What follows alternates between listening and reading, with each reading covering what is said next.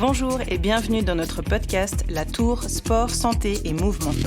Nous sommes ravis de vous proposer une série spéciale dédiée à la préparation d'une course événement ou d'une manifestation sportive. Sportifs amateurs ou accomplis, préparez-vous pour une épreuve d'endurance grâce aux conseils des plus grands experts de l'hôpital de la Tour. Notre objectif ? Vous amener jusqu'à la ligne d'arrivée dans les meilleures conditions en prenant du plaisir. Suivez-nous, écoutez-nous.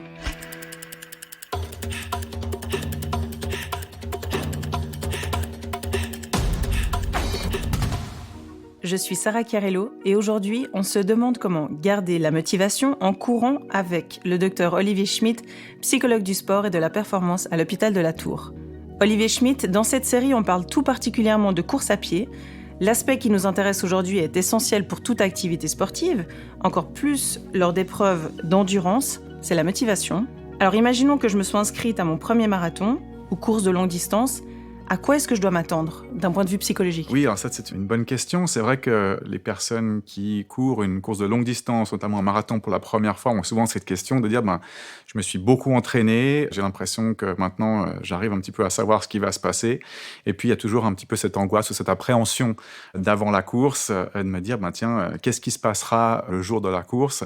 Et là, moi, ce que je recommande toujours, finalement, c'est de s'attendre à l'inattendu. Il y aura des choses qu'on peut anticiper et beaucoup d'autres qu'on ne pourra pas anticiper, des éléments à la fois extérieurs qui peuvent être en lien avec la météo, une journée très très chaude alors qu'on n'anticipait pas ça, ou une journée pluvieuse, une journée froide, où on devra justement essayer de lutter pour ne pas trop se refroidir pendant la course, ou bien tout d'un coup des facteurs de stress qui peuvent arriver, qui vont certainement arriver d'ailleurs.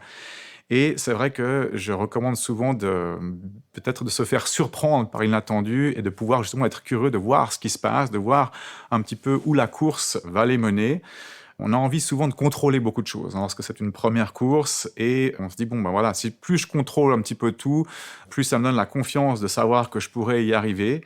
Il y a une courbe d'apprentissage énorme qui se fait dans les courses de longue distance et on apprend évidemment en faisant.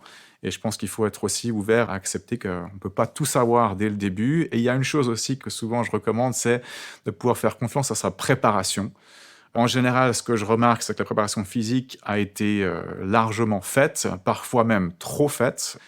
Et il y a toujours une partie où on se dit, c'est plus dans la tête que dans le corps. La partie physique, elle se fait avant, en préparation. Et après, on peut débattre, est-ce que c'est 80% mental, 70%, c'est pas tellement la question de pouvoir identifier ça, mais en tout cas, c'est une majeure partie mentale pendant la course. Et c'est là où, justement, de pouvoir planifier, préparer un petit peu ce qui va se passer mentalement, qui peut beaucoup aider les athlètes de course de longue distance. Alors justement, les coureurs ou les adeptes des courses longue distance le disent, c'est des expériences qui marquent, c'est éprouvant, mais c'est aussi des aventures uniques. Alors ça nous amène à la stratégie de course. Est-ce qu'on en a besoin et comment est-ce qu'on la définit ? Alors ça, c'est un petit peu la question de stratégie et d'objectifs qui ne sont pas les mêmes choses. Là, ça dépend aussi beaucoup de la personnalité individuelle des athlètes parce que souvent, c'est compliqué de savoir à quoi s'attendre. Si c'est une première course, là, je pense que l'objectif n'est pas forcément facile à avoir parce qu'on a tendance à pas accepter de le réévaluer en cours de parcours. Par contre, pour des coureurs qui sont peut-être déjà plus expérimentés et puis qui ont une recherche vraiment de performance, là, l'objectif devient très important. Pour les coureurs qui sont récurrents, ils connaissent bien comment ça fonctionne, de faire attention de ne pas aller trop vite au début. La comparaison aux autres, en général, elle n'aide pas du tout.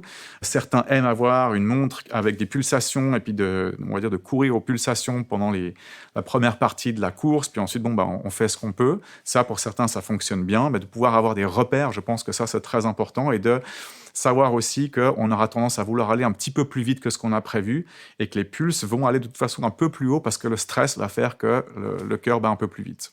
Et puis, il faut aussi anticiper et prévoir qu'on va certainement aller dans le dur et que si on ne va pas dans le dur, en fait, c'est qu'on ne pousse pas forcément assez.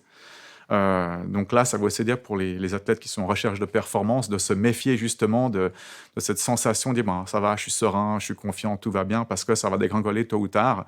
Et donc, de pouvoir inclure ça dans la stratégie de course, c'est vraiment important. Donc, il y a des obstacles qu'on ne peut pas tellement anticiper avant d'avoir fait ces courses, mais on peut aussi après justement faire avec et l'expérience montre un petit peu ce dont on a besoin. Et donc, là, c'est vraiment propre à chacun. En termes d'obstacles, on a aussi la fatigue ou la douleur qui peuvent nous donner envie d'arrêter la course. Qu'est-ce qu'on fait à ce moment-là ? Je pense que de nouveau, on est dans un type de course et de performance où ça va arriver. Ça commence par un petit peu d'inconfort au début, on arrive à pousser, ensuite tout d'un coup, la douleur peut-être, à la fois la douleur physique, la douleur psychologique, la douleur émotionnelle qui fait qu'on se sent soit stressé, et le stress dans les courses de fond, c'est compliqué parce que ça vient tout de suite affecter la confiance en soi. Et donc on se dit: «Mais là, c'est bon, je suis plus capable». Et là, on a quelque part le cerveau qui vient, faire son travail, qui est sans arrêt finalement à la recherche de ce qui fait du bien, de soulagement, et on doit lutter contre cette inclination, naturellement humaine de vouloir lâcher. Et on aura tendance à avoir envie de lâcher des centaines de fois pendant, une course de longue distance, et ça ne veut pas dire forcément que le corps est au bout et qu'on n'arrivera plus à avancer. Et je pense que là, il y a un travail important en termes de préparation mentale qui doit être fait aussi pour comprendre que tout ce qui nous passe par la tête pendant une course n'est pas forcément quelque chose de légitime ou qui a une quelconque valeur de vérité. Et c'est ça qui fait aussi que le marathon, comme d'autres courses d'endurance, peut faire assez peur parce qu'on se dit: mais qu'est-ce qui se passe si je finis pas? Hein, et il y a cette notion-là. Et j'ai pas mal d'athlètes qui me disaient: mais là, je pensais vraiment que je pouvais plus avancer. Et donc, j'ai arrêté. Et après 10 minutes où j'ai pu manger un petit peu, j'ai pu me réchauffer, j'ai pu boire quelque chose, je me suis dit: mais pourquoi est-ce que je me suis arrêté? Je pense que j'aurais pu repartir. Et il y a beaucoup de regrets après, justement, qui vient ternir et qui vient laisser un goût très amer, bien plus que le fait de vouloir affronter justement l'inconfort et la douleur.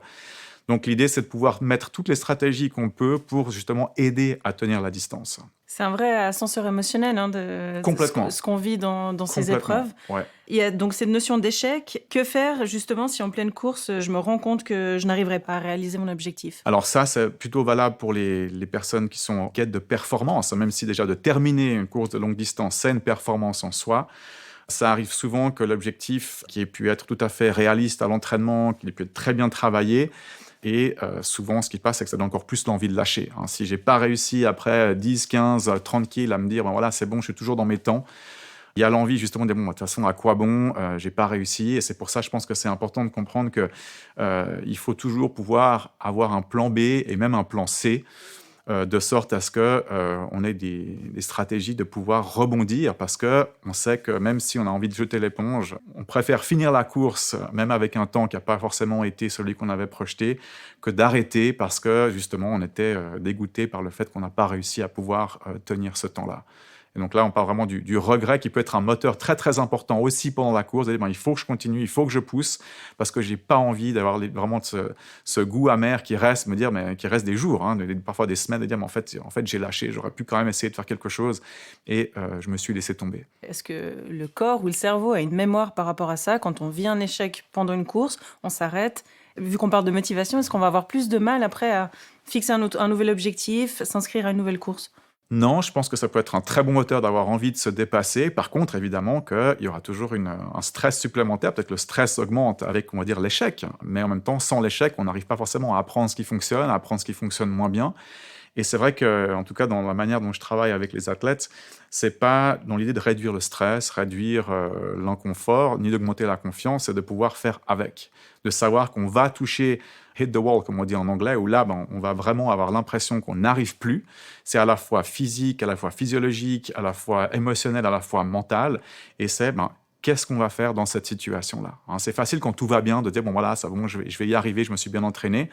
On sait que les choses vont devenir très difficiles à un moment donné, et qu'est-ce qu'on fera à ce moment-là? Et je pense que c'est ça qui fait une bonne préparation de course. Pour conclure, comment rester motivé et prendre du plaisir pendant la course, alors qu'on parle de courses qui mettent à très rude épreuve autant le physique que le mental? Et ça, c'est une question qui revient souvent dans les courses de longue distance. Mais c'est vrai que les personnes qui s'inscrivent dans ce genre de course et qui font ce genre de compétition ne recherchent pas forcément ce plaisir pur, cette sérénité, le fait de ne pas avoir mal. En fait, c'est plutôt ça qui fait que justement, elles vont pouvoir en apprendre beaucoup sur elles-mêmes, elles vont pouvoir découvrir des zones parfois même assez sombres de leur personne. Pour ces personnes-là, je dirais la motivation et le plaisir vient justement dans la manière dont ils vont affronter la douleur, affronter l'envie de lâcher, et de savoir que malgré tout, on va pouvoir continuer, on va pouvoir rester dans le combat, entre guillemets.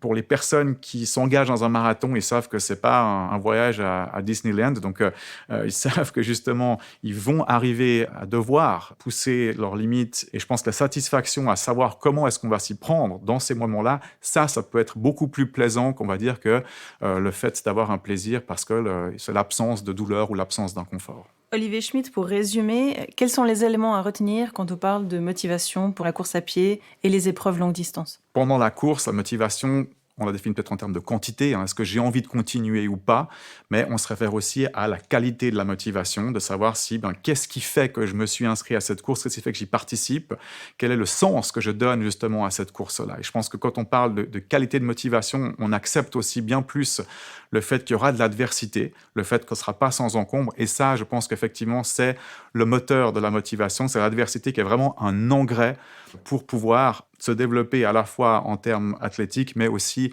sur le plan personnel. Et ça, c'est quelque chose, pendant la course, on peut facilement l'oublier parce qu'on a envie de mettre fin au calvaire, mais ça peut aussi nous raccrocher à certaines valeurs qui sont vraiment très importantes pour justement pouvoir s'ajuster et s'adapter à ce qui se passe durant la course et à passer la ligne d'arrivée. Et ensuite, on peut penser au réconfort, au soulagement et puis à mettre fin au calvaire. Olivier Schmitt, merci beaucoup pour ces explications. Merci à vous.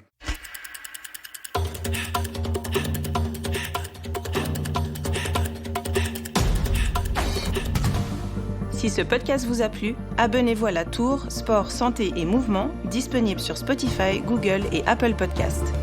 Pour plus de conseils, n'hésitez pas à nous suivre sur les réseaux sociaux.